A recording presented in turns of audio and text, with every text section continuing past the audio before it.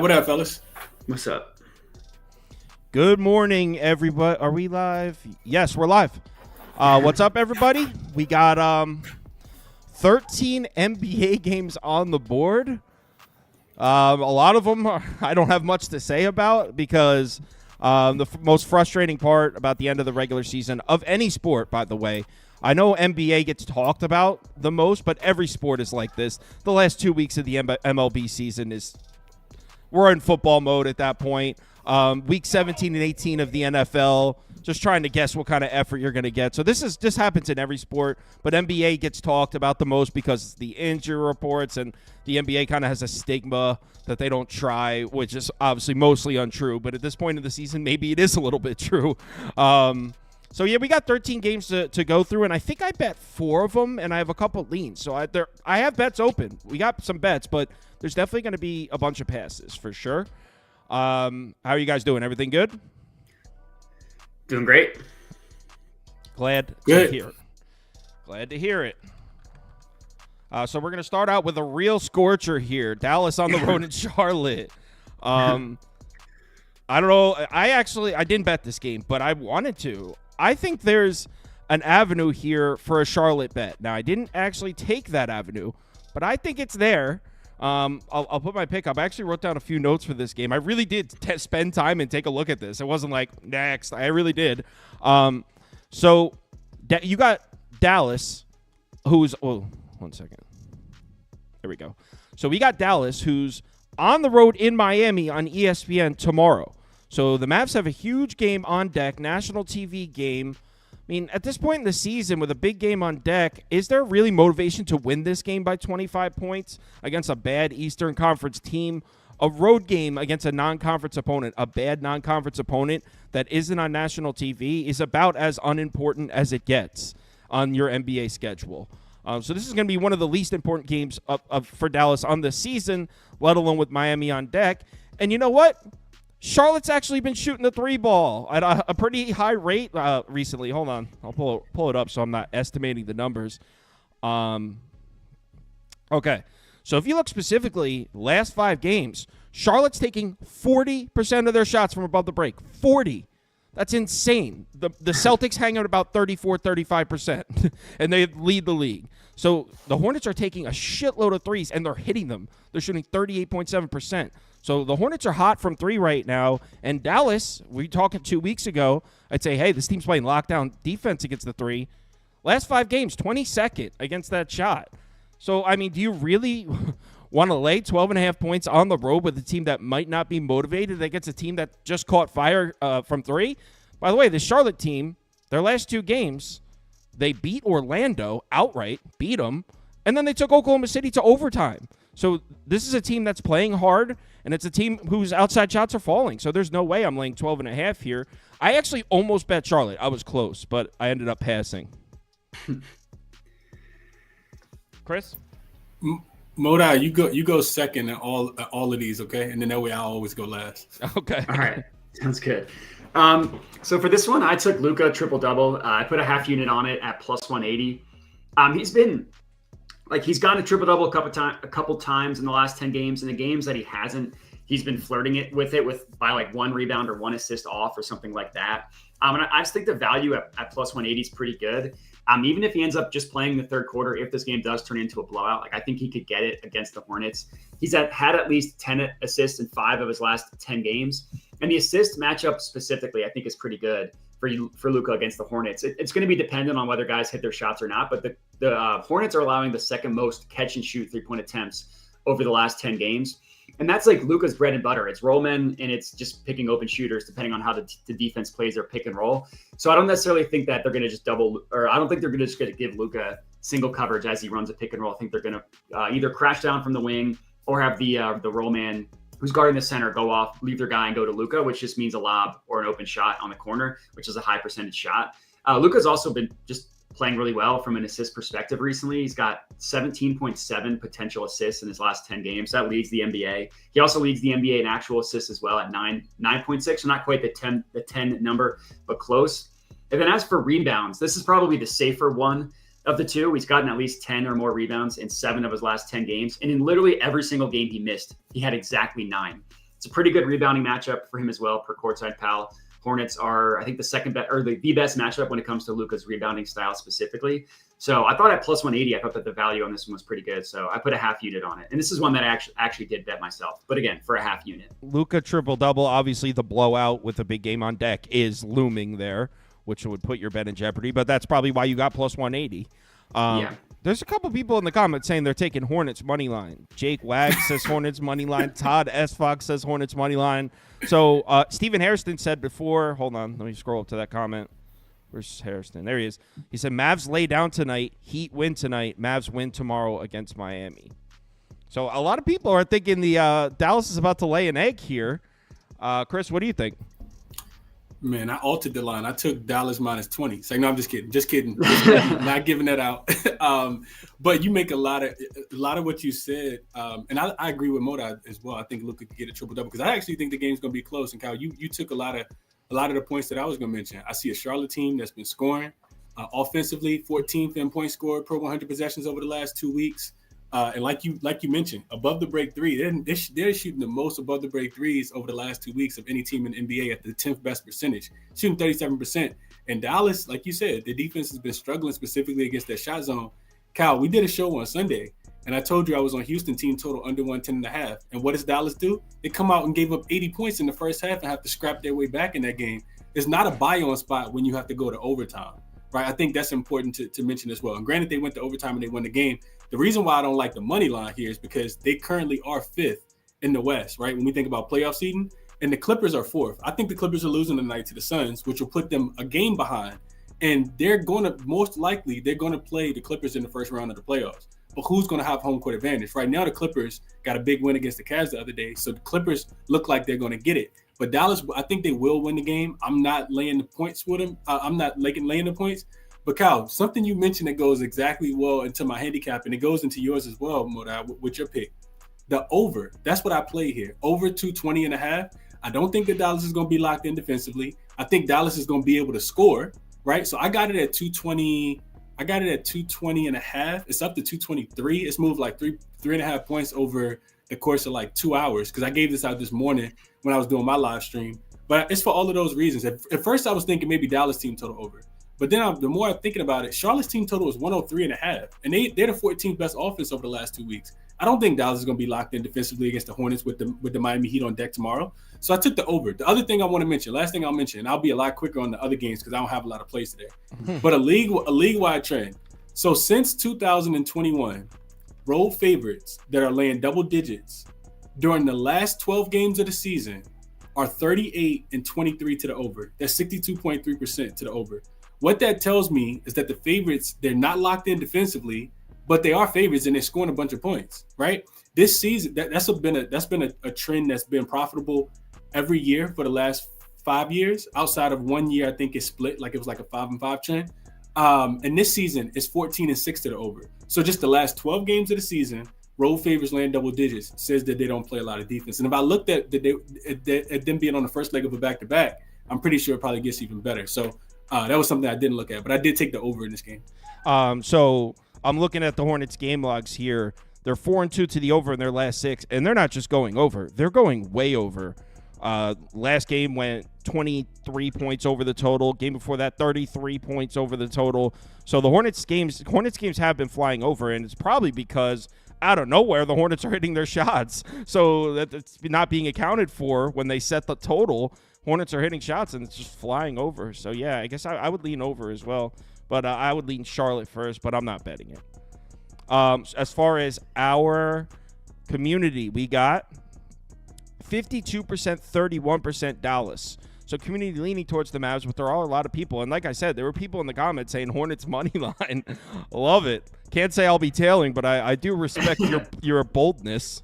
I mean, anything at plus 525, whatever it is. At this point in the season, right? Like, why not? I hit a couple nice Hornets money lines this year. I hit them when they were on the road at Sacramento. I hit big on that one. And there was another one where I hit too. Missed a few, but I did hit a couple. Pacers on the road in Toronto. All right, so I'll go first to this one, and this is another one where I feel exactly the same as the last game. there's a path to the Toronto bet here, and it's actually a really nice-looking path. Like, I have a lot of strong angles for Toronto here. So the whole no quickly makes this really tough, and it's why I didn't bet this. But hear me out. If you're on Indiana, just listen to this. I'm not trying to talk you into Toronto. I'm just trying to give you a little bit of hesitation here. So Toronto's great at limiting opponent fast break opportunities. They're top 5, I believe, in defensive frequency in transition. So they don't let their opponents get out in the fast break. Pacers just 9-13 against the spread against top 10 teams in that category. But also, Raptors haven't been shooting the 3 ball, right? So Raptors have not been shooting the 3. That's the strength of the Pacers' defense, is defending the 3. Toronto has no interest in shooting the 3-point shot. On the season, the Pacers are 0-3 against the spread against the Raptors for those reasons. These are the types of teams that give the Pacers problems. Teams that don't rely on the 3-point shot and teams that don't let you get out in the fast break. So as bad as the Raptors are, they're actually a tough matchup for Indiana. The thing is, without Quickly, how can we really do it? And what can we really expect from Toronto? I mean, the last 2 games when Toronto looked great, Quickly dropped 31 and 25 points. So if Quickly was playing, I'd be hammering Toronto plus the points here. But without Quickly, it's going to have to be a pass, unfortunately. I'd love to do it, but can't. That line's been moving in your favor, though, from 13 to 11.5 at least. Shows people are on Toronto. I think it's moving the other way. I think it was at 11.5, moved to 13. But I thought. You're right. I was thinking the opposite. I think that's because it's the Quickly news. Yeah. Yeah, Quickly news moved it from 8 though. Like, yeah, we got to make sure. Remember, this opened at 8 yesterday. Oh, wow. It opened when I capped the game yesterday. It was at 8, and then Quickly got ruled out and then moved to 10, like super quick. It's hard to track right now because I had to switch from. I was using RotoWire for injury updates. Last night they had Scotty Barnes listed as probable, and I was like, what? And I think most of those sites have shifted their focus to baseball. And the basketball injury reports, I can't be trusted. So I have to check like multiple sources now. So I think there's a lot going on with the injury reports here that's messing everybody up. But yeah, it'd be Toronto or pass. Underdog NBA, I've noticed, is the best because they're actually just focused just on NBA. But anyways, for this one, I have RJ Barrett over 23.5 points. I was lucky. I locked this in at 21.5 before Quickly got ruled out. And then it got quickly, no pun intended, got bet up to 23.5. I still like it at this number. RJ Barrett has been playing pretty well recently, like even before he missed time. And since he's been back, he's been playing well. He technically has only cleared the 23.5 number in 4 of his last 10 games. But in 3 games he missed, he had exactly 23. And in another game, he had exactly 22. So like the floor is there. And that includes the 3 games since he's come back with 28, 26, and 22 points. Normally, those are results that I want to fade and bet the opposite, but I can't imagine that many people are paying attention to Raptors games recently. So I do think you can find an edge on some of these gross games. And the matchup against the Pacers is beautiful for RJ Barrett. Like you said, they don't guard. They are good at guarding the 3-point line because nobody shoots it against them because they just stick to the shooters and they let guys beat them off the dribble one-on-one, whether it's via isolation as the main pick and roll ball handler. Like they're literally giving up the most points per game, both via ISO and to pick and roll ball handlers as well. Like it's impressive being last in both of those categories, which really just means like guys that can drive to the hoop, get to the rim are going to score a lot against the Pacers. And that's what Barrett's been doing recently. Over the past 10 games, he leads the Raptors both in drives per game and in points per game via drives as well. And he's second to Quickly, who's obviously out for this game. He's cashed this in both of the last 2 games against the Pacers this year. And with Quickly out, RJ Barrett has the second highest usage rate increase on the team when Quickly's off the floor. And he by far has the highest actual usage rate as well. So I love this play for RJ Barrett. And someone asked, are the Pacers playing for position? Yes. They have a more important game on deck against Cleveland, but they have 2 full days off after this. So it's really not a look-ahead spot for Indiana, which is probably they're one game. Yeah, they're 1 game ahead of the Sixers, and they have the tiebreaker. So the Sixers need to basically win 2 more games than them to lose the spot. Right, and the fact that they have this game here against Toronto is not good for Philly. Correct. Yeah. So the Pacers need to secure this win, and then if they do, depending on what happens with the Sixers, we might fade Indiana next game because they may have clinched the 6. So that's something to keep an eye on. Chris? Yeah, so this was one that I didn't bet, like I said, so I'll be quick. But under screamed to me in this one, Kyle. And Moda. So a couple things that jumped out to me was first thing, just I looked at the Pacers when they're on the road. They're a heavy team to the under, 10-3 to the under this season as road favorites. And if they're laying points like a significant amount, 7 or more, they're 7-1 to the under. So this is typically when they play their best defense. Then you think no Quickly. So I looked into that real quick. Since the All-Star break, the Raptors without Quickly in home games are averaging just 100 points. They're losing 124 to 100. So I mean that says Pacers. Oh my God. Now, granted, RJ Barrett wasn't a part of those games as well, right? Right. We got to keep that in mind. But Grady Dick is also listed as questionable with a groin injury. That's ironic, but story for another day. But yeah, I couldn't get there, Kyle and Moda, because Toronto's defense has been so bad. They still can't protect the rim either. And that's where the Pacers are going to try to get their shots from. So I can see the Pacers scoring a ton of points, especially with, like you said, the major rest that they have coming up, and no real look-ahead spot because they got Cleveland in a couple days. So that's the only thing that kind of kept me off. But I still do kind of lean towards Toronto, specifically their team total under. I think it's like 113.5, and I think they could struggle without the pace of Quickly in this one. That's way too high for Toronto. That team total. Yeah. I mean, I know the Pacers like to get out in those games, but like you said. I know that Pacers road unders have been crazy, and then to see Pacers road unders when they're heavy favorites, even crazier. So. 7-1 to the under there, Kyle. And like I said, without Quickly, they're averaging 100 points. They scored 89 to the Kings, 100 to the Thunder, 103 to the Thunder, 86 to the Nets, 101 to the Knicks, and they did get 120 to the 76ers. But that was the game without Maxey. Okay, so our community's actually split down the middle there. 40% say Pacers, 39% say Raptors. So a lot of people liking the Dogs so far. Let's get to some better games, but I actually think we have another shitty one up next. Yep, Detroit and Philly. This is the only game on the board that I didn't take one look at. It would be Sixers. I mean, if everyone plays for Philly, I would be down to like 20. But with all those question marks, it's not just Embiid and Maxey. It's Tobias Harris and Kyle Lowry. Kyle Lowry too. Yeah, I mean, there's no way. But if all four of those guys play, I expect Philly to win handedly here. So I'll put up a 76ers graphic under me, but it would only be last minute if everyone's ruled in. And even then, with all the baseball on tonight too, probably not betting this. Yeah, I would probably lean Sixers as well if everybody plays. This is another one that I did actually bet. I haven't beat over 7.5 first quarter points. It opened up at minus 115 last night, and then I woke up this morning and it was minus 135. I would still take it at this number.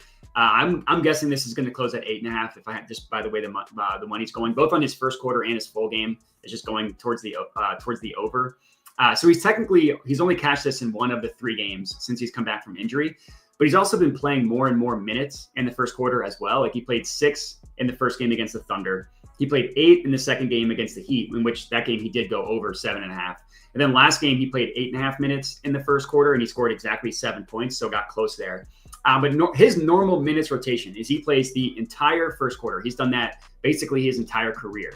I don't think he'll get all 12 tonight, but I do think that they're going to try and ramp up his minutes back to his normal workload. So I think he'll probably get like 9.5 minutes tonight. And if he gets 9, I'm confident he's going to score 8 points because this is a beautiful matchup for him against the Pistons. I mean, the Pistons defense is terrible. In 3 first quarters against the Pistons this year, granted, he did play all 12 minutes, but he scored 7 points. So one game he went under. And then the other 2, 17 and 12 points, playing all first quarter minutes. So even if you look at like the points per minute, that's an over in this game. And it's a perfect matchup. Like the Pistons have nobody that can hang with Embiid physically. Like Jalen Duren is good, but he's not physical enough for Embiid. I don't think he's 100% either, Duren. He's been banged up. Yeah, I think he is playing. I think he's probable. But then it's like James Wiseman. It's like, or is he on the Wizards now? I think I'm. You're right. It's Wiseman. He's still there. It is Wiseman. Yeah, like there's no chance. And Embiid actually, I do think is going to try to get himself into a rhythm before the playoffs. And like the Pistons are allowing the 3rd most points per game to post ups. But the death sentence here is they foul at the highest frequency. They've been fouling all year. They cannot keep their hands to themselves. So I think that's just like Embiid's probably going to get 8 free throw attempts alone in the first quarter. So that's where I went. I love this play. It's one, again, I did bet and give out myself. And Embiid is a first quarter monster. Whenever like I just see the box score come up, Embiid's got 9 points already, 8 minutes into the game. I feel like I always see that. Chris? Yeah, it's a pass for me as well. Like you said, it's the injury report here. But here's my thought process that's differs from you guys a little bit. And Moda, you make a lot of great points, especially with the foul shooting. Like Detroit does foul a lot, but they are 5-5 against the spread in their last 5 games, so they have been competitive at least. If all of these guys get rolled out, and let's think about this: does Philly, coming off a double overtime game against the San Antonio Spurs the other day, do they feel like they need to play all their starters? Probably not. They probably could rest every single guy we talked about and still win the game. Because we probably see K get rolled out at the last minute like he's been sitting. They don't have Fontecchio. Like Detroit can't score the basketball. So I would look more towards Detroit catching the points if some of these guys did get rolled out for Philly, thinking that they, like maybe Maxey played 54 minutes, which is not just a career high, but it's a league high for the whole season in that game against San Antonio. So maybe Maxey sits, and I think you could potentially get a backdoor cover with Detroit, but not a game I'm interested in playing, like you said, Kyle, without knowing the injury report. 100% agree. So our poll, 46%, 30% Philadelphia. So community leaning towards Philly. A lot of people did click pass. Next game. All right, Miami, Atlanta. Finally, a decent game here. 2 teams that will at least be in the play-in tournament. The Hawks will be in the play-in tournament.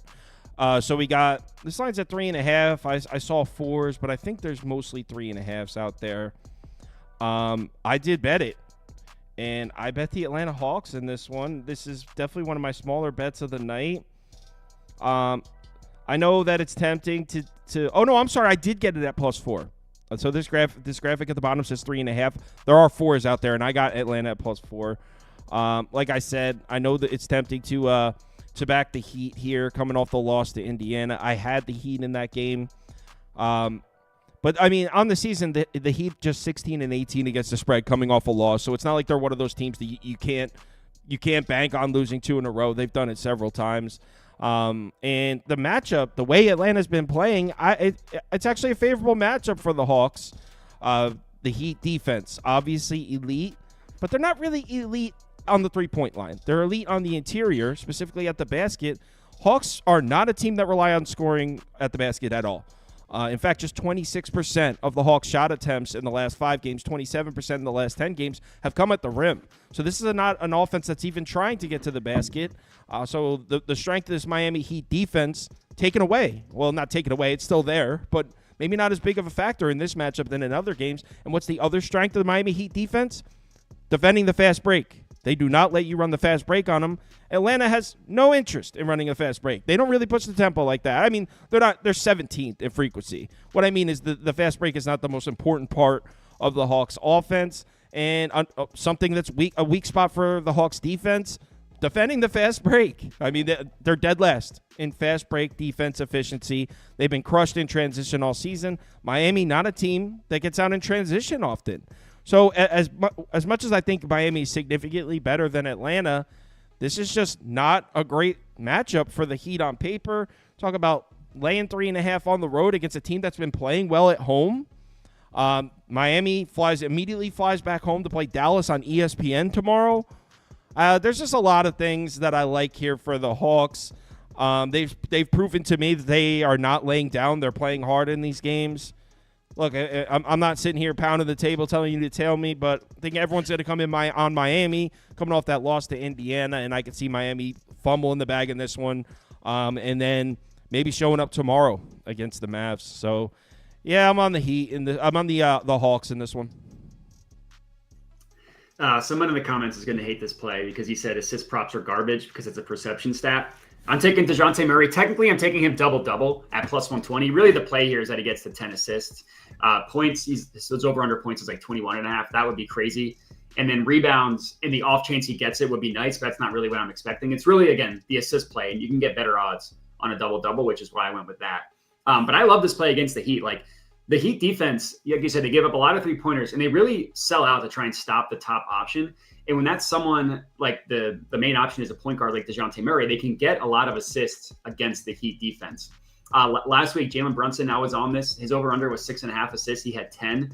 Later in the week, Maxey had 11 assists against the Heat. Now, technically, Embiid did play in that game, so it wasn't like Maxey was the sole point of the offense. But still, he had 11 assists in what was a good option. Overall, the Heat are allowing the 5th most assists per game to Murray's playmaking style. That makes sense based on everything I've said. And Murray's been really good from a passing perspective as well. He's gone over this number in 6 of the last 10 games he's played. In 2 games that he didn't cash the over, he scored 30 and 40-plus points. I'm not expecting him to have a good scoring game against the Heat. I also do like his point total under as well. If anybody wants to parlay the 2, I'm guessing the odds wouldn't be worth it. But I do like his point total under as well.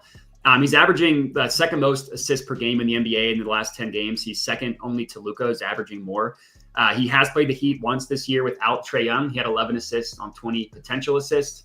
I'm not necessarily expecting 20 potential assists, but I think getting us to 10. Again, it's as long as the guys make their shots, which is always a concern because it's hit or miss. But I do like the assist play for Murray. So Murray double. Chris? So opposite sides of you here, Kyle, but there is a path for both of us to win. I didn't play the spread, but I do like the Miami Heat on the money line. I think I'm gonna take it and just like reduce the juice and probably put it with like the Dallas Mavericks on the money line or something like that. And I haven't made the play yet in full transparency, but I give you some pushback here, Kyle. I thought, first of all, I think looking at the most recent numbers, that Atlanta has really they've relied heavily on the 3-point shot. And Miami's defense has actually been top 5 over the last 2 weeks versus the 3. That's a spot where they typically struggle. And so I like that. I like that, that Miami is coming off a loss. Like you said, they haven't bounced back every single time, but I think that they bounced back here. And another big reason, I won't get into all of it, but another big reason is they kind of got cheated in that last game, Kyle. I don't know if you saw that. I know we were both on Miami, but Tyler Hero, he got fouled on a 3-point shot and they didn't give it to him. Then they made a wrong play on Bam. That was a block that was a real block, and they said they called a foul on him. So I think the spot for Miami tomorrow does not line up as well, Kyle. I think Miami wins today because they probably get smoked by Dallas tomorrow, in my opinion. I think that's an even more difficult matchup for them. So I like them to be able to come into this game and win. So yeah, I did. Like I said, I haven't played it yet, but I am looking towards Miami. I don't want to lay the big to me, Miami just finds themselves in games where it's always closely contested, which is why I'm staying off of the spread. And I can see you covering and me still winning my bet as well with the -1. So I stayed away from the spread, but I do want Miami on the money line, probably with Dallas, like I said. So as far as the efficiency numbers against the 3, yeah, they're there. They give up a lot of attempts out there, and the Hawks have been hitting them. So I think they're going to take a lot of threes, and there's a path to making them. The fact that Trae Young return is on the horizon too. I think they're playing with a little bit of confidence. This team, despite what they went through, they're going to get a shot at the postseason. So I know everyone kind of views the Hawks as just like one of these dead teams. They're not. They're in the play-in tournament. They're actually playing probably their best basketball of the season right now. So yeah, I'm on the Hawks, but like I said, it's one of my smaller bets. Does make sense what he's saying. The Heat coming off a really unfortunate back-breaking loss, and then with Dallas on deck tomorrow, you need to secure this one, a conference game. Makes sense. 56% of our viewers are on Miami, 29% on the Hawks. So community definitely does not agree with me on that one. Let's move on to the next game. Boston, Milwaukee, and maybe you guys could help me out here. I got nothing. I mean, how do you bet the Bucks? How do you bet the Bucks here? And trust me, I want to. I don't know how I can do it. But at the same time, I don't know. I don't want to put my money on Boston when it's like, what kind of effort are we going to get? We've seen Boston on several occasions blatantly not care. We saw them lose back-to-back games to the Hawks. I think both of those were in Boston, too. Oh, no, I think it was a home and home. But we saw the Celtics teams lose back-to-back games to the Hawks, where in the second half of the game, it was like, this team doesn't care at all. They clinched the 1 seed 2-3 weeks ago. Everyone keeps saying, oh, no, they care. But at the same time, do they? I really don't know. So I'll put Celtics up, but a really good chance that I do not bet this game, despite you would think Boston, Milwaukee in April, when they made the schedule, they're probably like, this is going to be an awesome one. I don't know how much interest I have in it. Yeah, I admittedly don't I like the angle, but I didn't put my own money on it because kind of like you said, who knows what's going to happen. But I have Jason Tatum over 2.5 made 3-pointers. I think my hope is that they at least, because if like Giannis plays, if Dame plays, like I think the Celtics are going to get up for this game. I'm not super concerned with playing time. Like even in blowouts and games where they don't try, he's averaging over 30 minutes of playing time in the last 10 games. I think he'll at least get to 30 tonight. And if he does, it's a cash cow matchup for 3-pointers against the Bucks. It's like the gross drop coverage they play with Brook Lopez. Guys can just pull up from 3 against them. It's incredibly easy. Doc Rivers has done this his entire career. He's not going to adjust. They're allowing the 4th most above the break attempts, 3-point attempts in the NBA over the past 10 games, and the 4th most pull-up 3-point attempts as well. Those numbers have actually gone down. They were top. They were I was on vacation from Tuesday to Sunday. Before I left, they were number 1. So the couple games recently, teams have gone haven't been shooting as much against them, but it's still a beautiful matchup play against the Bucks. And that's like Tatum's game. Like he loves to pull up from 3. It's my biggest frustration with him as a player is he doesn't get to the rim nearly as much as I think he should. He loves taking the step back, the pull up, 3-point attempts. And if you take out the one game, if you remember this, where the Bucks were up basically by 50 at halftime and the Celtics didn't play any of their starters in the second half. If you take that game out, Tatum is averaging over 8 3-point attempts against the Bucks over the games against them over the last 2 seasons. The last time these 2 teams played, he went 4 of 7 from deep. He hit all 4 of those in the first half. For this one, we just need him to make 3, and he could do that in the first quarter against the Bucks. So again, I don't have my own money on this one. I might end up betting it as the day goes on, depending on how I feel. But if you just strictly look at the matchup and the play, I think it's a good one. It's like, yeah, are the Celtics going to care or play their guys normal minutes? That's the biggest thing. You would think against a Bucks team that they might see in the playoffs, you don't want to give them any sort of confidence edge. You don't want them to come into a playoff series thinking they could beat you. And if the Bucks come out and beat the Celtics in this one, maybe when that playoff series comes around, Milwaukee's like, we could beat this team. So like there is reasons to come out and play hard. It's just a question of whether we're going to see it. Chris?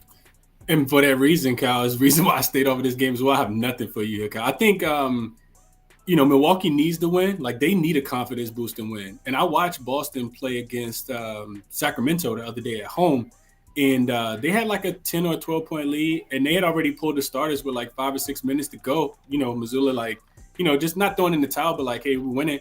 And that game got close against Sacramento, and they never put the starters back in. And I could definitely see that happening again here.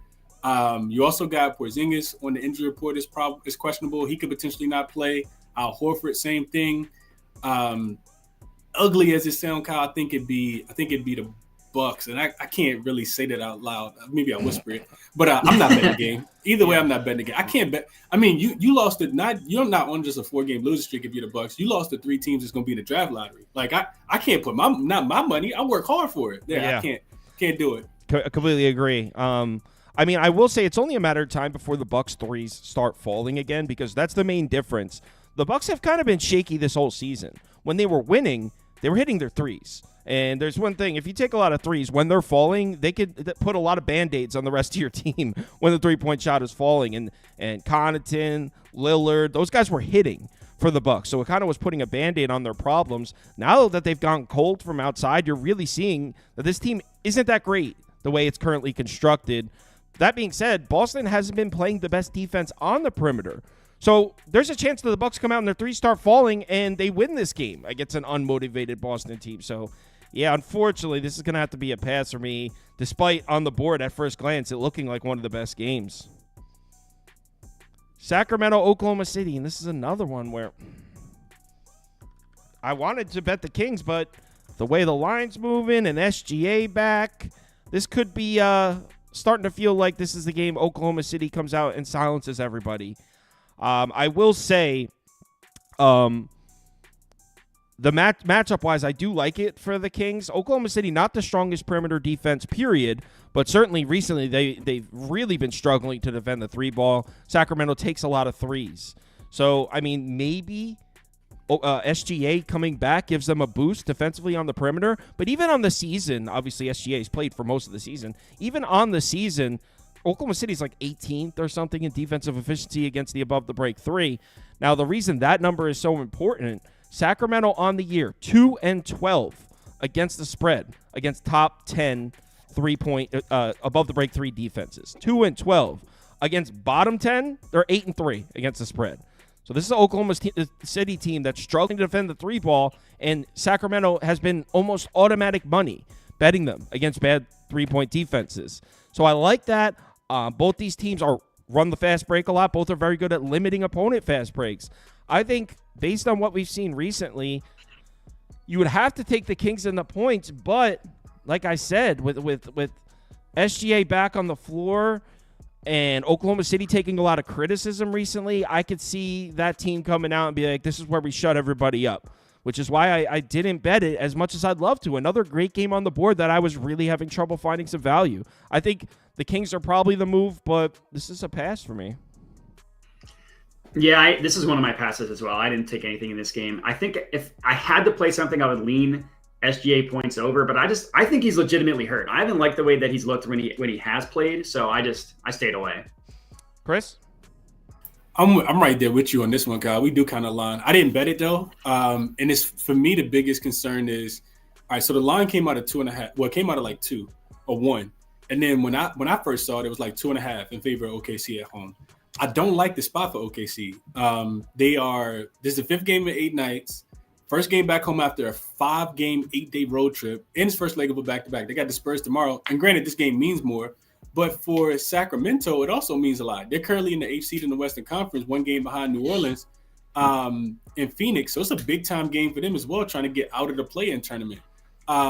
So OKC, I think they're one of only 2 teams so far this season that still have single-digit losses at home. They're 29-8 straight up, 23-14 against the spread, but they're just 3-7, like you said, Kyle, in their last 10 games. Sacramento has dominated the head-to-head matchup as well. They've won 8 of the last 10, and they're 7-2-1 against the spread. So for whatever reason, Sacramento plays this team well. I think the Kings will be motivated. I know they're coming off the win against Brooklyn.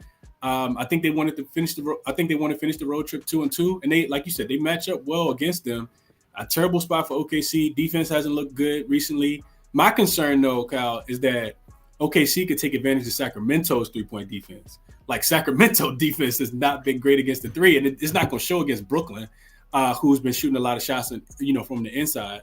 But here's the other thing: Keegan Murray is listed as questionable, and they're already without Malik Monk. Like, right. I can't play the Kings without Malik Monk and Keegan Murray. It's not enough offense, in my opinion. So, especially if Jalen Williams, I know he's listed as questionable. If he gets ruled in, and Kevin Huerter out too. Right, Kevin Huerter's out for the season. Yeah. But if Keegan Murray gets ruled in, if Keegan Murray gets ruled out and Jalen Williams gets ruled in, this line to me should be probably about 6.5. And then I still can't trust the Kings because I don't think they have enough offense or defense. Keegan Murray's a good defender as well. So, it's a stay away from me right now, Kyle. Yeah, I agree. All y'all being scared of the challenging games. There's 13 games on the board. We bet the most valuable. The object is to make money. So 55%, 37% in favor of Oklahoma City. Next up, Orlando at Houston. I did bet this one, although I feel like the squarest dude on the planet. I don't really know. If you're betting Houston +3 here, can you explain why in the comments? Because I must be missing it. I don't even like the way the Magic have looked recently. I'm not even that big on Orlando right now. I think they're a little bit overvalued. But 3 against the what? I don't get it. I know the entire world is going to be betting Orlando in this spot, and if there was any way for me to get to Houston, I would have found it. But, I mean, this is an Orlando team that attacks the rim at a high rate. Since Şengün went down, Houston can't protect the basket. If you're betting Houston here, I don't see your angle. I don't see how. I know Houston has a really nice hit rate at home, but that's a trend from, like, December. That's not really a thing anymore. I've been auto-fading the Rockets for several games now, and I just don't see any reason to stop, despite this line being terribly disgusting. This should be at 6.5. Why is it at 3? I mean, I'm on Orlando and I bet it. But see here, someone said Magic -3 sucker bet. I agree. That being said, if you've been, he's saying Houston sharp play. Yeah, but if you've been following the NBA, you know that sharp plays have been getting smoked recently, like bad. So yeah, I'll take Orlando -3 here. Yeah, this is my second and final pass of the day. I hate that it's back-to-back games, but I just couldn't find anything for this one. Chris? Oh man, Kyle, I really wanted to lock it in with you, Kyle. The only reason I didn't, and I'm still on Orlando or nothing, but I didn't bet the game. And here's the reason why, Kyle. Here's the case for Houston, real quick. And like I said, I'm not betting them, but you're coming off a game that probably left the worst taste in your mouth. Not only were they supposed to win the game against Dallas the other day, they were supposed to cover the game. Jabari Smith Jr. missed 2 free throws with them up by 3 points. And then they couldn't foul. They tried to foul Luka up 3. And so that this is the last home game for Houston of the season. They probably want to go out, in style. And I guess the other thing I would list is Houston can be, you're not going to score against this Orlando team in the paint. So if they catch fire from 3 like they did on Sunday, Kyle, against Dallas, like that's the path for victory, I think, here. Like if they're able to knock down shots, you're not going to score against Orlando in the paint. And then you also got Franz Wagner, who rolled his ankle on Sunday. He's listed as questionable on the injury report. He's a big part of that offense and them getting to the rim. So with Franz Wagner being listed as questionable, X-rays did come back negative. Jonathan Isaac left that game as well with back spasms. He's listed as questionable. With those 2 things, Kyle, those are the only 2 things that kept me off. Because if Boston wins tonight and beat Miami and beat Milwaukee, and Orlando wins tonight and beats Houston, I think Orlando would move to the 2 seed, which is right. Wild. And Orlando, right? That's the craziest thing ever, and they would, potentially win the division and all that stuff. And I watched the post game interviews. Paulo Banchero says that they're going to try to close the season off strong. So, it's Orlando or nothing for me. I just want Franz in because the line is so shady here. Yeah, Franz Wagner being questionable definitely worries me a bit. But we also have the Magic coming off an embarrassing loss. They just got beat by the Hornets. So I like that as well. And I know that they have more important games on deck, Orlando, but they need this one. I mean, yeah, Chris just said they could win and potentially move to the 2, but they've got a red-hot New York Knicks team right behind them that if they lose this game, they could drop down to the 4 or the 5. So, yeah, Orlando needs this game. This is a team that's been good at home. They want home court advantage in the first round of the playoffs. So, yeah, I think this is one of those games. I mean, you look at the pie charts in the bottom left. I think there's a lot of people that are, quote-unquote, being sharp, taking Houston and getting us a better price. I think Orlando beats the hell out of them. 67%, 29% Orlando. Next game. Sacramento, Memphis. You mean San Antonio? San Antonio, Memphis. I know. I was seeing if you guys were paying attention. It's like Sacramento. -3.5. Passed on them. Grizzlies +3.5. And I don't know if you guys glanced at the injury report for this game, but nobody's playing for either team. Disgusting. Nobody's playing. I mean, Wemby's going to play. But other than that, I mean, there's no chance I place a bet on this game. I would love to play the Spurs, obviously. I've made some money betting the Spurs recently, despite that +6.5 double overtime hook. But there's no Vassell, no Keldon Johnson, no Chidi Osman, no Sohan. So, I mean, Wembanyama's playing, but there's also a lot of missing pieces for the Spurs. And on the Grizzlies side, I mean, Kennard, Conchar, Bain, Zaire Williams, Aldama, Jaron Jackson Jr., Vince Williams, LaRavia. Everyone's out. Nobody's playing basketball in this game. So this is a straight pass for me. I do have a play here that's kind of like a fun half-unit play. It's Wemby over 4.5 blocks, which sounds absurd when you're betting on someone to get to 5 blocks, but he's done it in half his games. He's done it in 5 of his last 10 games. And the matchup against the Grizzlies, it's like they can't do anything on offense. They can't shoot. They can't get to the rim, but they do shoot at the rim at a pretty high frequency. They attempt over the last 10 games, the 11th most shots specifically in the restricted area, but the second most shots that are in the paint, but not the restricted area. So shots that are close to the basket with guys that can't score is Wemby's just going to feast on blocks. Like he could get to 10 blocks in this game, get another triple-double just from blocks alone. The Grizzlies have been blocked the second most to centers on the entire season and the 6th most over the past month. The first game that these two teams played, Wemby had 8, and then he missed it in the last 2. But one of the ones he missed, he had 4 blocks, and he only played 26 minutes. He's been playing like 33 minutes a game in the past 10 games. Like they're actually giving Wemby run to end the year. So I think he should get another 30-plus minutes in this one. And I just think it's a good spot. Like 4.5 blocks sounds crazy, but for plus 130, I put a half unit on it. 4.5 blocks. Chris, anything for this one? Yeah, so Moda, I think that's an excellent play. First and foremost, Wemby should clean up tonight, especially against this team. Like you said, Kyle, like this, it's more people. If we went through and named everybody for Memphis, the game would be on before we got done. If we talked about all the players that were missing in this game, and I think just kind of thinking out loud, like it does kind of feel like San Antonio. They shut a lot of those guys down, like you said, Kyle. Keldon Johnson is out in this game. They have no Devin Vassell. Like these are the big pieces, right? And it is, I think, in my opinion, just to kind of showcase Wemby. They got him out there right now. If you look at the starting lineup, the projected starting lineup for San Antonio, they don't have a starter that started the season in the starting lineup. So it's really just Wemby. That's the play. Like just play Wemby props if you're going to play anything. I didn't bet anything. I don't like, I couldn't take Memphis because, like you said, Kyle, they punted on this game. Like they're not trying to win. They got guys that's going to go out there and play hard. But they don't want to win this game. In San Antonio, they've lost, I think, 13 straight games to Memphis. The reason why I didn't 13 straight games. The reason why I didn't play it, Kyle, is because San Antonio's coming off a double overtime game. So I can see them running out of gas here as well. And the one thing about San Antonio that does not work well in their favor, turnovers. They turned the ball over 25 times against Philly on Sunday, led to 35 points. And you go back and look at it, they turned the ball over at the 6th highest rate over the last 2 weeks. Memphis is forcing the 5th most turnovers over the last 2 weeks. So they have, they could potentially get out and run here.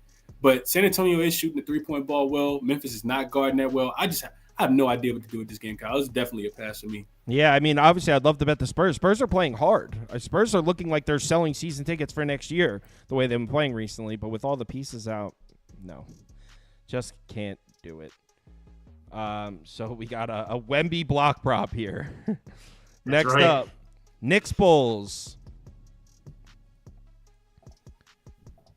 Knicks -4, Bulls +4.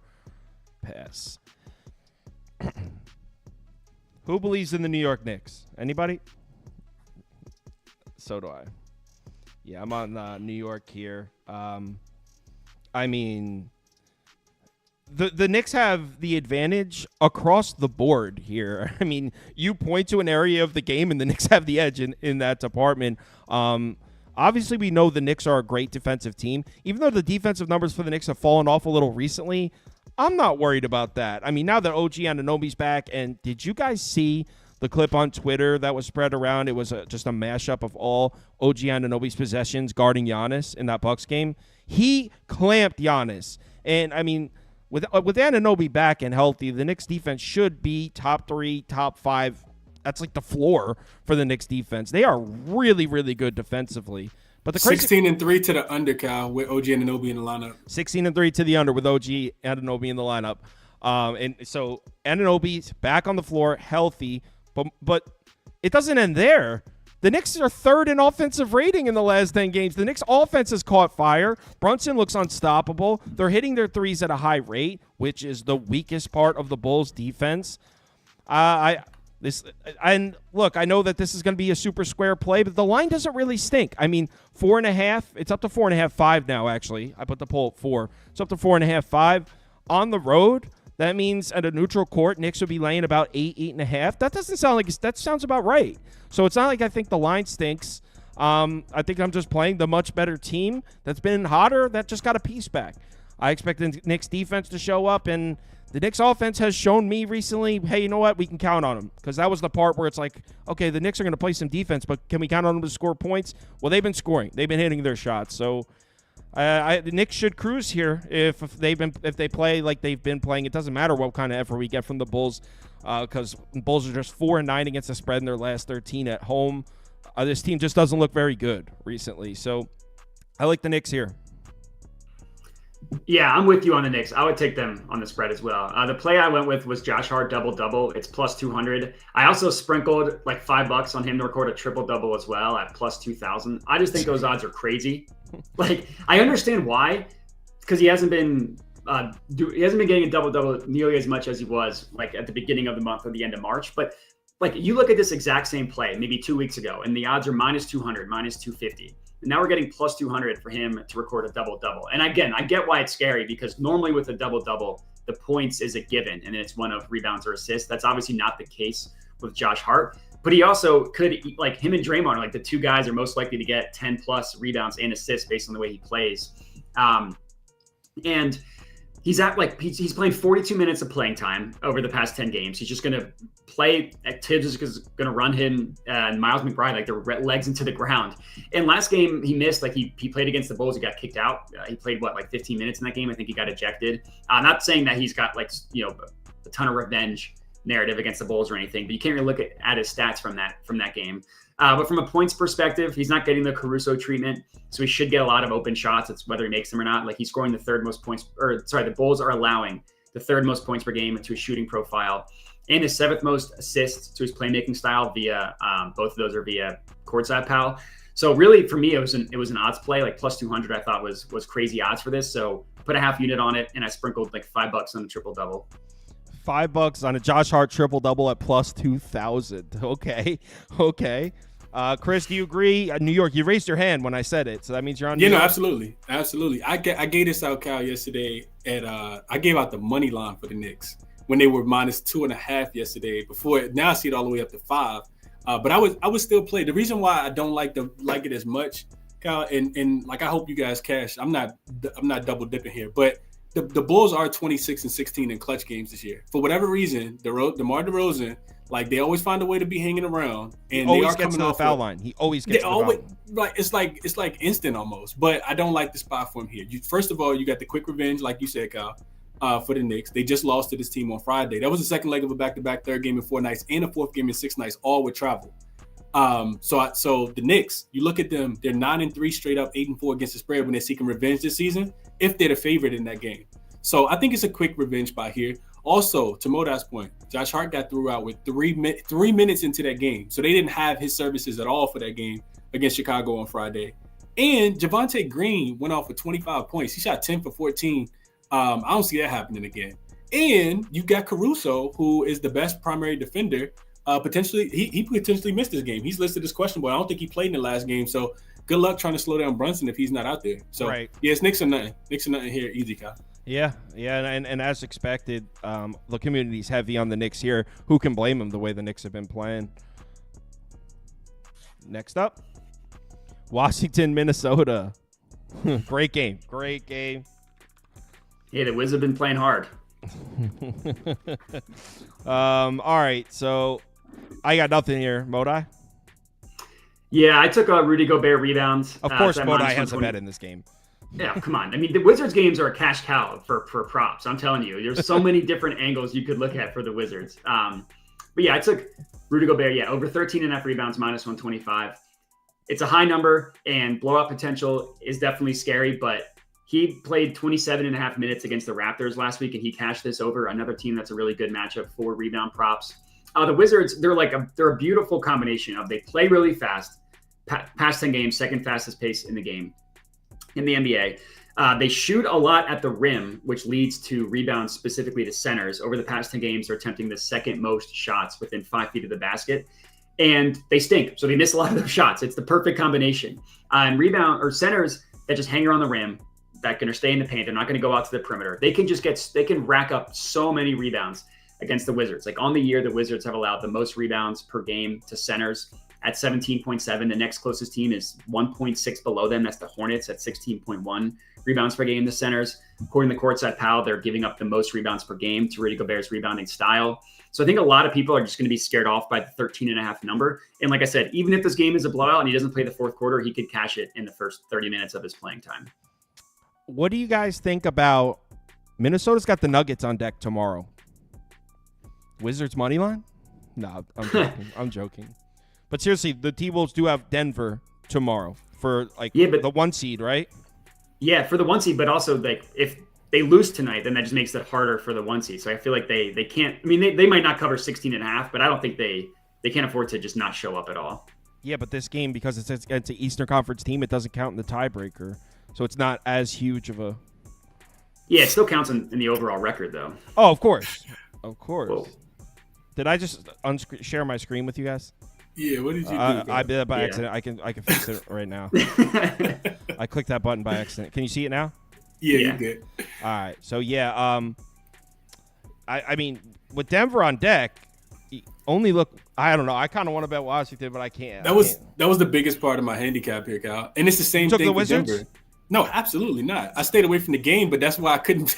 That's why I couldn't take the Timberwolves in this spot, right? The Timberwolves have been playing well, like they've been playing really well, and it's time for them to probably wet the bed and not cover a number like this. But Washington being so bad, like they first of all, Richaun Holmes is listed as questionable. So is Kuzma, and that Vucevic new kid like that's been playing for Wizards, he's also listed as questionable. So if him and Richaun Holmes don't play, man, this could look like Minnesota versus Toronto last week where they won by 48. So I can't necessarily not, like auto fade the Timberwolves because they have Denver tomorrow in Denver, and that game has number one Western Conference seeding implications. But I can't take the points with the Wizards here, not knowing what's going to be on the injury report when this game clears either.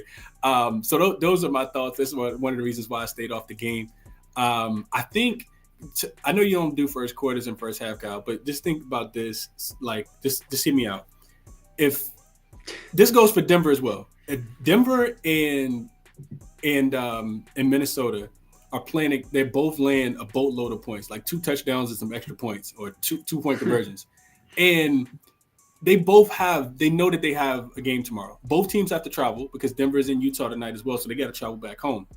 Doesn't it make sense to kind of like come out and just smash these opponents like that are playing like these guys? Like first half to me kind of feels like both teams should be winning by double digits, so that way Jokic, Anthony Edwards, Jamal Murray could like rest and like get ready for tomorrow's game. So I guess I lean first half. Minnesota does not typically play. Right. Minnesota doesn't typically cover first half, but if Washington has all those guys rolled out, I may jump on them first half here and take T-Wolves in the first half if all of those guys are rolled out, because I'm not scared of that Washington team without Kyle Kuzma and without any rim protection. Did Kyle Kuzma play in the Laker game? He did play the Laker game. He didn't play. Did he play the Toronto game? Is the bigger question, because they played Toronto on Sunday.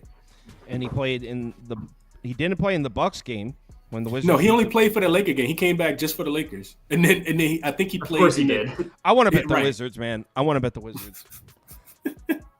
Fine. I'm not gonna. Parlay Wizards, Hornets, Jazz money line. No. How about Wizards and Jazz with Nuggets and T-Wolves both get caught looking ahead? What's that parlay? Well, you know what? Let me just plug it in. It can't hurt to just plug it in and see what the payout is. You should do the favorites first half spread parlay, and then the teams to cover the full, like the underdogs to cover the full game. That's it right there. That's it. I like that one. Yeah. Come on, FanDuel, just give me the sports book. All right, here we go. Let's go. All right, so you know what? I'm going to try that. Let's see what that comes out to be. So, because the anti-correlated parlays generally can get you some pretty good odds because they calculate the same game parlay odds based on like the correlation. So Nuggets first half minus 9.5, and then Wizards full game. I mean Jazz full game plus 15.5, and then we go to the other. Oh, you can't parlay it. That's lame. Oh yes, you can. Hold on. This is cool enough where I'm going to take the time to do it. You can. You just have to do it like this. Same game parlay. You have to do it in their same game parlay menu. Oh, I see. It shows how infrequently I bet same game parlays. Yeah. It's me too. You and me both. I'm like, what? Yeah. Well, Cal showed me something. Where the fuck is the first half, though? Oh, I think I'm out of the same game parlay menu, though. If you look at like the box that says SGP, those are stuff that you can. And maybe you can't do first half spread in a same game parlay. Why? Why wouldn't you be able to? Maybe it's just not available right now, Kyle, because of the injuries. Maybe. That's true. Damn it. All right. Well, just let's see what Jazz money line and Wizards money line is. Don't do that, Kyle. It can't hurt to look. Just because I'm on a diet doesn't mean I can't read the menu. That's true. That's true. Plus 9,200. Oh my God. All right, just a few dollars. I mean, there's not a lot of things that I wouldn't bet at plus 9,200. A couple bucks. Oh man. All right, just a few dollars. Wizards money line, Jazz money line. Boom. You placed it. I'm in. All right. Anyway, sorry for that delay. Let's move on to the next game. By the way, so we're at Denver at Utah. So obviously you guys know this is a pass for me, and I just put a bet down on Wizards money line and Jazz money line. Basically, crazy long shot that Denver and Minnesota both get caught looking ahead to tomorrow when they play each other for the 1 seed. So you can make an argument the biggest game of the season for Minnesota and Denver is tomorrow against each other. That's why I placed that. Obviously, the chances of it hitting, insanely slim. But I thought it was worth a home run swing. I love it. Nuggets minus 15, Jazz plus 15. I got nothing on this game. Yeah, I have a half unit kind of dart throw player prop. It's Michael Porter Jr., 4+ made 3-pointers, plus 200 odds. It's just a matchup play against the Jazz. All year they've been doing this. They allow a ton of catch and shoot 3-point opportunities. That's exactly what Michael Porter Jr. does for the Nuggets, just catches and shoots. He attempts the most on the team on the year over the last 10 games. Next closest guy is KCP, who's over a full attempt less than him. He did make 4 last game, and he did that in 25 minutes of playing time against the Hawks. It's a little bit risky, like, again, if he only plays 25 minutes, but he has shown the ability to do that. I know a lot of people are also on his over 4.5 first quarter points because he normally starts. He's like, obviously not to the same extent, but he starts fast and kind of fades as the game goes on. So that's another angle here if you wanted to back Michael Porter Jr., but the 4+ made threes was too much. But to me, this was like his main line is over 2.5. The odds aren't worth it. So I just lowered my unit size and took 4+ for plus 200 again. Like, I love these long shot dart throws. Ready for this? Since Malone took over as head coach of the Nuggets, this comes from a guy in the comments. Nuggets are 1-14 on the road in Utah. Against the spread? Has to be. I don't know. That can't be straight up. But I was going to mention that, Kyle. I actually wrote in my notes that Denver's 0-5 straight up, 1-4 against the spread in the last 3 seasons when they've went to Utah. For whatever reason, I remember last year they were playing Utah and Denver had the number 1 seed locked up. So they were, just kind of playing with their food. They ended up losing that game outright. And that's happened the last few times. Now, granted, this Utah team has not been this bad, but they have been bad. So, you do got, Aaron Gordon listed as questionable in this game. He could potentially not play. Jamal Murray on a minutes limit as well. Coach Malone just came out and said that. This is not a game that I would lay 2 touchdowns with the Denver Nuggets in this spot.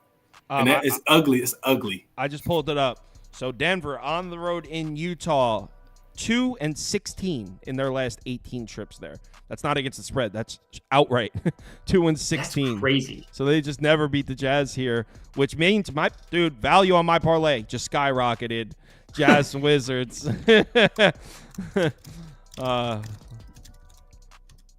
Next up, 2 games left. 3 games left. Here we go, though. Warriors, Lakers. Let's get to a good basketball game.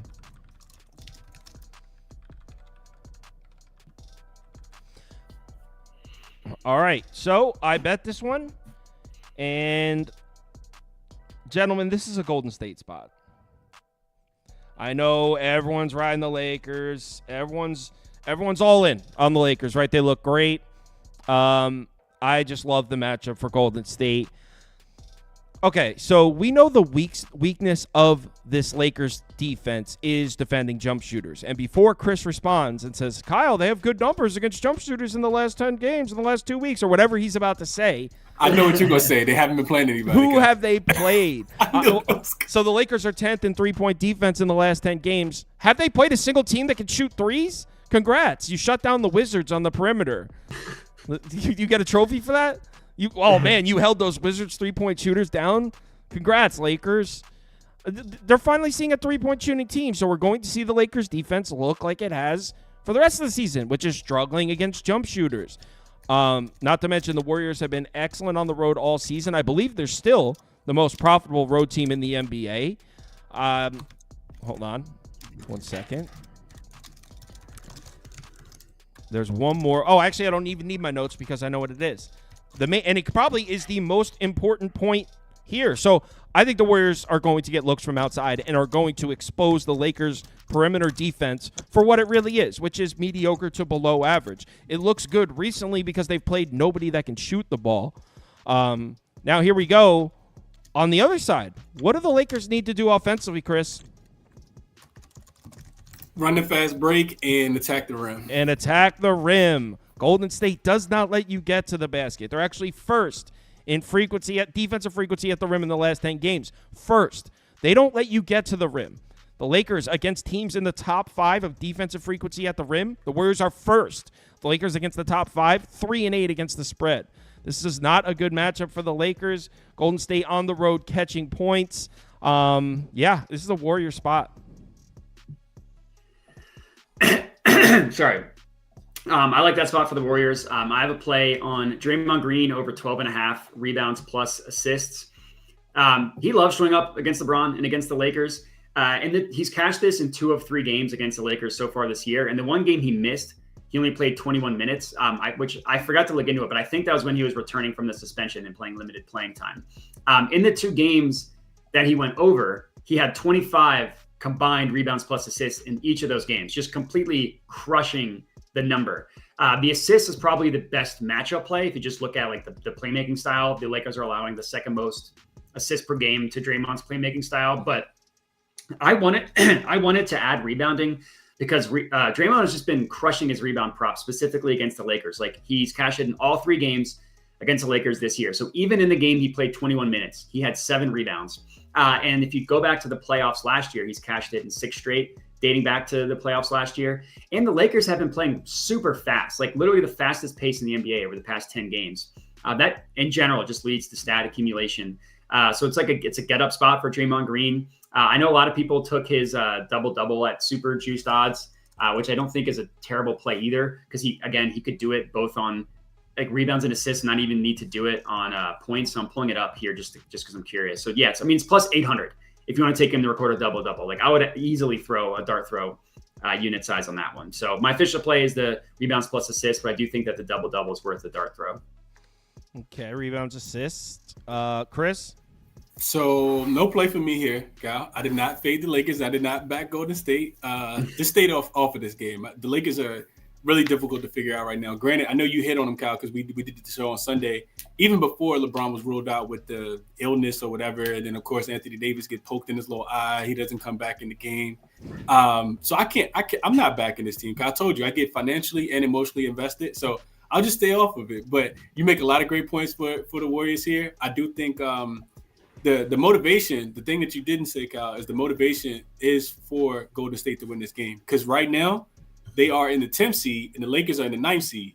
And we got to remember, well, I don't even know if that's motivation, Kyle. I think Golden State might want to lose this game on purpose so that the Lakers can be in the 9th seed. And then that way they can come on the road to LA to play the play-in game because they suck at home. They just don't play well at home. But they're 1-6 against the spread their last 7 trips to LA. They never beat the Lakers in LA, which is where we are right now. That's actually I don't know. I'm not buying game, that. Though, right? They beat them in the last game? Yes, the last time there was 6 in a row before that. AD got hurt in that game too. Okay. 6 in a row before that. Okay. Yeah, so it's no play for me. I will stay up and watch this game and have me a glass of red wine and some popcorn. But I'm not betting the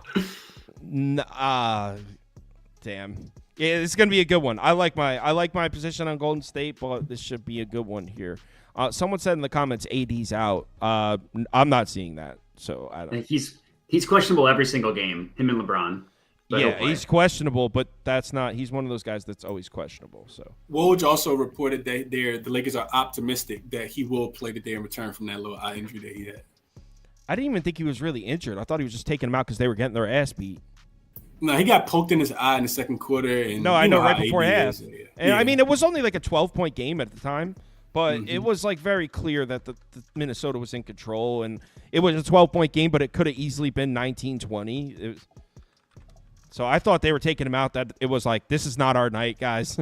We're on a back-to-back. We have no LeBron. Minnesota, Naz Reid can't miss a shot. I thought they were just like, yeah, let's punt on this one. That's what I thought it was when we were watching that game. Clips Suns, and I want to place a bet in this game, but I couldn't get to either side. I feel like if we're basing on what's happened so far this season, this is the spot you take the points with the Clippers because the Suns don't cover these, but this new Phoenix Suns team, they do cover these. So it's really, do you believe in the Suns or not? Based on what we've seen over the last handful of games, last 10 games, Suns are 7.5 points better than the Clippers at home, even more so. So they should win and cover. They're playing as good as any team in the NBA right now. Coming off their last game was that loss to the Pelicans, right? Or was that 2 games ago? Yep, no, that was it. It was Sunday. So yeah, coming off a loss, I don't know. Can you guys talk me into something? I would probably lean the Clippers just because I think 7.5 points is crazy for the Suns. They're a heavy jump shot shooting team, and I don't look into like team defense as much as you do. But don't the Clippers defend jump shooters pretty well, to my knowledge? I mean, when they're held with Kawhi on the court, it depends recently. on when. Yeah, it depends on when. The Cavaliers lit them up, gave up 80 points the other day in the first half, and we cashed that full game over. And back in like December, they were. Yeah, when they won like 25 out of 30 games or whatever. Yeah, I don't think. I mean, I would lean Clippers. I also would lean Harden over 8.5 assists. Again, this is not another play that I actually bet myself. It feels gross, but Harden, he's not been playing well recently, but that's mostly just from scoring. Like, I think he scored over 15 points once in the past like 10 games or something. It's been disgusting, but his assists are still pretty good. Now, he only had 5 against the Cavs, and that was bad. 7 potential assists. But prior to that Cavs game, he had cashed 9 or more in 5 of 10 games, or 5 of the last 9. Again, prior to this Cavs game. But 2 games he missed, he had exactly 8. And like, if you look at his last 10 games, he's gotten 16 potential assists in 7 of his last 10 games. That's like a pretty good number for just needing to get to 9 assists. And he's also cashed it in both games against the Suns this year, 11 and 10, with 16 and 17 potential assists. That's kind of the sweet spot. Like, if you're telling me he's getting 16 potential assists, I'd be pretty confident he gets to 9 actual assists. Again, this is just a lean for me. I would lean Clippers. I would lean Harden, but I didn't bet it myself. Before you go, Chris, someone asked go ahead. if we would lean towards the over. I mean, on paper, offense versus defense, yeah, but the pace. The Clippers are running such a slow pace that it kills the over. Chris, what do you think? So Kyle, this was my thought process, and I was kicking myself yesterday. This line was at 3 when it opened yesterday in favor of Phoenix. Wow. Did they think Kawhi was going to play or something? Right, they did. Like, he was listed as questionable. Ty Lue, after the postgame against Cleveland, said that, he could return, but they weren't 100% sure. I had already capped the game. I hop in the shower last night and get out, and I'm like, I put my son to bed and eat dinner. I get on my phone and I see the lines move to 6.5, and I'm like, Kawhi gotta be ruled out. And of course, that's exactly what happened. So, like you said, the value's gone, right? Because this opened at 3.5, 3.5. But you also got Nurkic listed as questionable for the Phoenix Suns on the Phoenix Suns side as well. This is where I got to in this game, Kyle, and I still haven't placed the bet, but I'm going to. Because I lost out on the value, and I told you on Sunday, Kyle, I'm not backing Phoenix. I haven't backed them since they lost against OKC. And then what did they do after that? They won every single game. Now they lose to the Pelicans, and I do think they bounce back here in this spot for a couple reasons. First off, we got the Clippers. No Kawhi. We know that they're going to be worse. 1 day's rest. This is a 4th game in 6 nights for them, 5th game in 8 nights. They're coming off that big win against Cleveland. They had to come back. They were down 26 points in that game. And they still need to win because they are not necessarily comfortably in that 4th seed in the West because you got the Dallas Mavericks right on their heels. Now, granted, Kawhi played 44 minutes. He played the whole second half, had 39 points, 11 rebounds, 7 assists. I think it's a phase spot because of that. Who are they going to rely on to score the basketball if PG is not out there, getting a bunch of buckets? So then you look at the Phoenix side. They're coming off an 8-point win as a 8-point loss as a 5.5-point favorite. And what have they done since they've been losing after the All-Star break? You mentioned it, Kyle. 7-2 straight up, 6-3 against the spread, coming off a loss, including 4-0 straight up and against the spread in their last 4. They're 7-2 to the under after a loss since the All-Star break as well. They're giving up 99 points, Kyle. That's what we haven't seen, the Phoenix Suns defense. You also got a double revenge spot here for Phoenix as well. This Clipper team beat them twice in the same week earlier in January, and the Clippers were actually laying points in both of those games. So I really wanted to get there. I can't get there, of course, now, but the first half, Kyle, Phoenix is a really good first half team, and that's the way I'm gonna bet them here. Minus the first half, minus the 3.5. It's my favorite spot on the board. Phoenix is a +6 in the first half after taking an L since the All-Star break. And meanwhile, you got the Clippers. They're 1-3 straight up and against the spread as road dogs this season after the All-Star break, only averaging 98 points. Without Kawhi, a fatigued Paul George here, I think Phoenix responds, and I like them early in this game. So I'll shorten the game. Phoenix first half minus 3.5 here. I might tell you on that. I don't usually bet first. The only time I bet first half is when I'm tailing somebody I trust. That's the only time I do it. So Phoenix first half. Huh? Let me check prices real quick. I might tail you on that. All right, so first half point spread 4. Yeah, it looks like it's at 4 now. I can get a minus 105 4 on DraftKings. All right, screw it. I'll tell you. I haven't locked it in yet, Kyle, either. So I'll be on. It was 3.5 when I woke up this morning, minus 120, I think. And I didn't play it yet either because I kind of want Nurkic ruled in, but I still think that it's a flat spot for the Clippers. One of the people that follow me and comment on my YouTube videos, it's like a diehard Suns fan, like follows the Suns beat writers. He was saying that the Suns have been benching Nurkic specifically in matchups they don't like because of turnover problems. Yeah. So when he's questionable, sometimes it's not always that he's actually injured. It's that like they just don't like the spot for him. I'm in. Suns first half minus 4 on DraftKings. I'm in. I'm telling. I gotta bet it too. I can't give it to you and not bet it yet. I was gonna wait for Nurkic, but I'm gonna bet it now too, Kyle. Let's go. So 48%, 39% Suns. So our community leaned towards the Suns. We got one last game. I know this was a long one. And it's a straight pass for me. So I'm ready for the community parlay. I'm guessing Bodai has a lock in this game, though. A lock. Yeah, absolutely a lock. A different L word. I have a lean. CJ McCollum over points, over 23.5. He's been playing really well. And it's in the Pelicans, or sorry, the Blazers style of defense is very similar to the Bucks, where they play that like super aggressive, gross drop coverage. Whether it's DeAndre Ayton or Duop Reith or whoever's playing center for the Blazers, they just stick to the paint. You run a pick and roll, and you can easily pull up from 2 or 3 point range. Like over the past 10 games, Blazers are allowing the second most made pull-ups on the second most attempts as well. And CJ, that's like what he lives to do. He pulls up. He scored actually over the last 10 games, the 6th most points per game via pull-ups in the entire NBA. So not only the most in the Pelicans, but again, 6th most in the entire NBA. So it feels a little bit square, and the game is just like so gross that that's why I'm giving out as a lean. Like he's cashed it in 3 straight and in 5 of 6. And the Pelicans are right now the 7th seed, tied with the Suns for the 6th seed, and they're only 1 game up on the Kings, who are the 8th seed. So it's not like they can not take this game serious at all. So they have to play. That's why they're 13-point favorites. And yeah, so it's a gross spot, but I kind of like the angle for CJ McCollum. CJ McCollum over 23.5 points, minus 107. Chris, anything for this one? No, I got a question for you though, Kyle. What do you think about how many points you think the Portland Trail Blazers scored tonight? Let me look at the pace. For No. Don't look. I don't want you to look at anything. Oh, just off the top of my head? Yeah, just guess. Based on what you know about the game. You got them first game back home after a 7-game road trip. They do get a couple days off. They got Golden State on Thursday. Like 94. Okay, the team total, Kyle, is 99.5. I think under. I just put that like that's the cap. Like I just think it's under on their team total. I just want to look at the Pelicans' pace. He had 27th in the last 5 games, so maybe even like 89 if the Pelicans are going to keep this game at a crawl.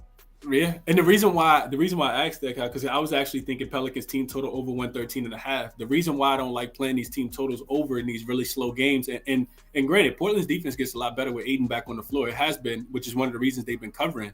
They actually got a push against with that 17 against Boston on Sunday as well.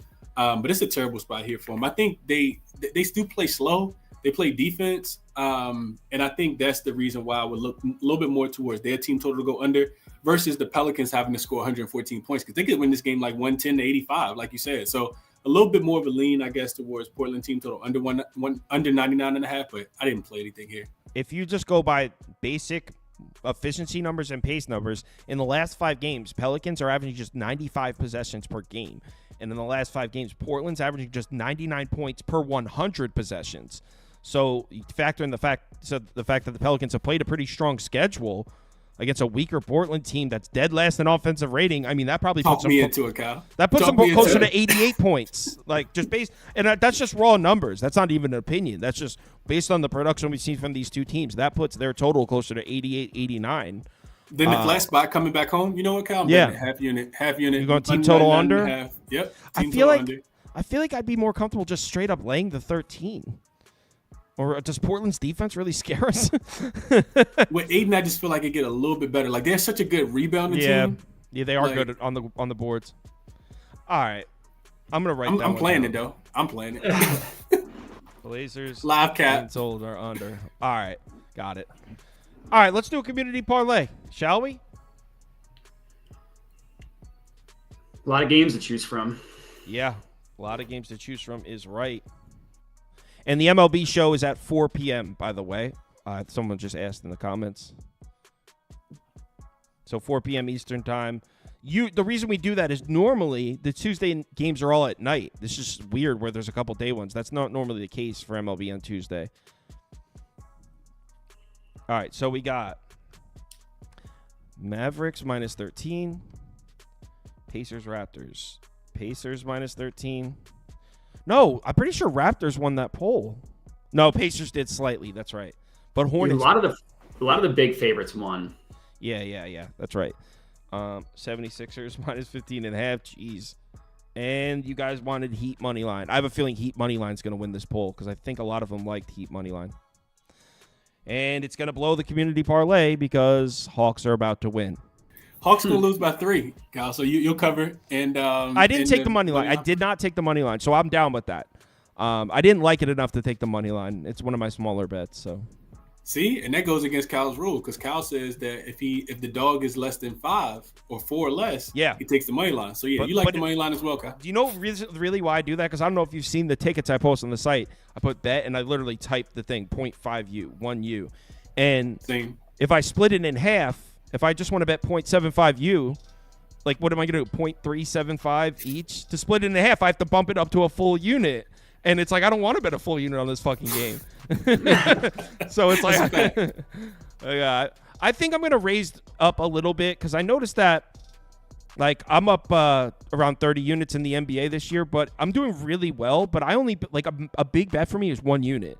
I see some other people that are betting like 3 unit, 4 unit bets. So then they're like, I'm also up 30 units when it's like, well, mine's like better though. You know what I mean? No, same guy. I think I've given out 3 2-unit plays this season, and then 2 and 1, I think. And everything else has been a unit, 0.75 or 0.5. So we're very similar in that regard. And then that's why I wish the industry would focus more on ROI, because that's the real tell is what's your ROI. But I feel like sometimes when I post ROI, people don't even know what I'm talking about. People, it's like not a sexy enough number. Like, I'm 10% ROI, which is really good, but amazing. It's not. Yeah. And especially in baseball, people are like, oh, I went 3-1 last night. It's what does that even mean? Like, you went 3-1, what? Betting the Braves money line at minus 280? Yeah. People that talk about win-loss are people that you shouldn't trust. The only way you can use win-loss if you're just talking about like against the spread, and you solely bet against the spread. Yeah, if you're playing normal odds, yeah. Yeah, I haven't played a single player prop over 1 unit all year. All right, next leg of the community parlay. Cast your votes. And yeah, someone asked about the MLB show at 4. Yeah, I wish we could do it early, but I'm trying to compete with more like regular programming. You know, like I want people to they want this to be a show people can rely on. So I really try to avoid jumping the times around. So I've been consistently like 10:30 a.m. or 4 p.m. That way people know when the show is. And Tuesday, the MLB show is going to be at 4 p.m. all season. So I don't want to move it just because this one day there happens to be day games. I want people to be able to say, like, you know what, Tuesday afternoons I watch Kyle's YouTube channel. Yeah, it sucks. Because I really wish I should just go with standard programming, but we're going to miss the first couple games. Whatever.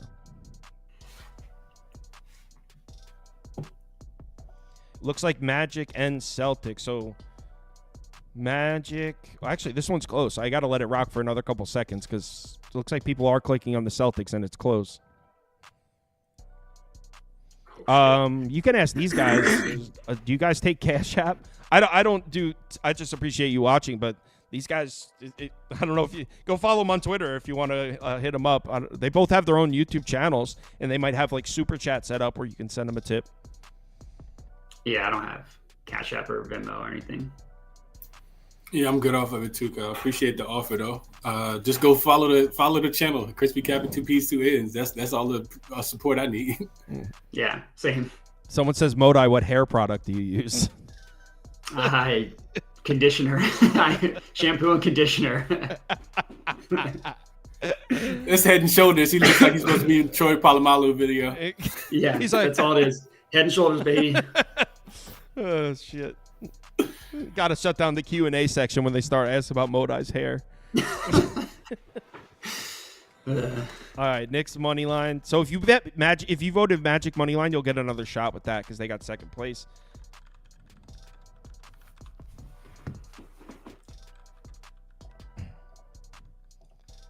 Did they vote Warriors? No, they definitely voted Warriors. Yeah, Warriors won that poll. There you go. Cast your votes for leg number 3.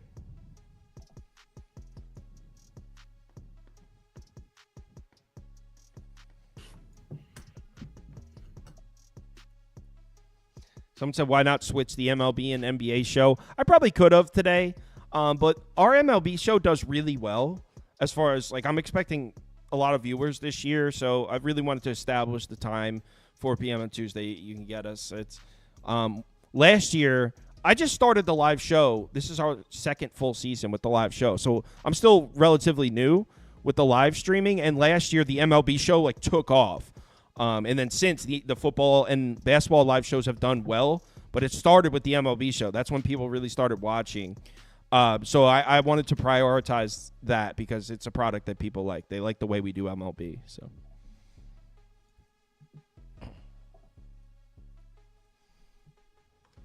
And also, it's not just me, because obviously there's Toast, there's Prop Beaver, and like if it was just me, I'd be down to come on whenever. But I have to text them, and like Toast has a kid. It's not as simple as like, hey, get your ass on. We're doing it this time today. This time, like, you know, they've got lives.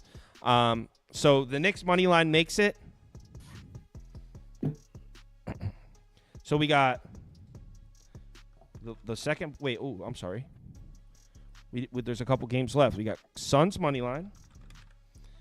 We got Pelicans -13. And then the 2 second-place finishers were Magic and Warriors.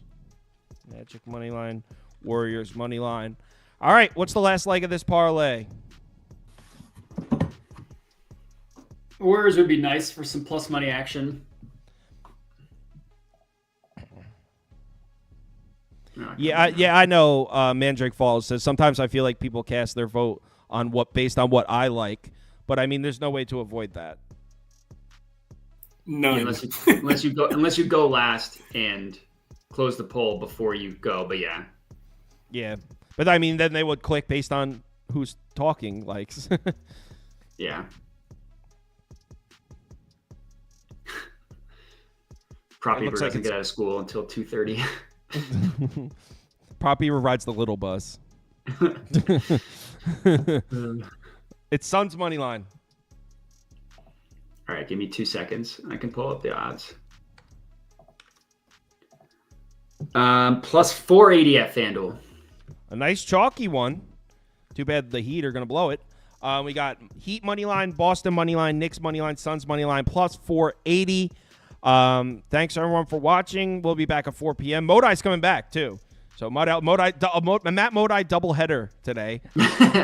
Make sure you follow these guys on Twitter. Appreciate them taking the time to come on.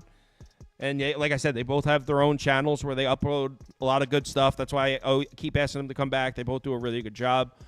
So yeah, let's have a good one. See you in 4 hours. Later.